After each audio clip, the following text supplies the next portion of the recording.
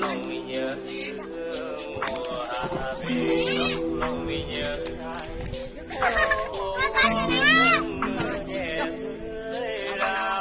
tôi nhớ em nhiều thêm làm tôi quen anh là ngày nắng mát gió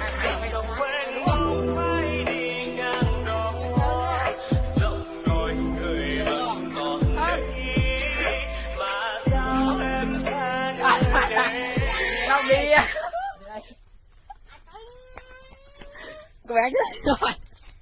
lấy cây tụi em cho đi lấy cho nữa nè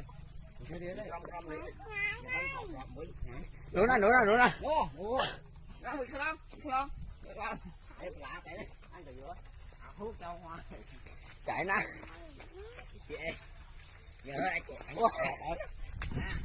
dám chịu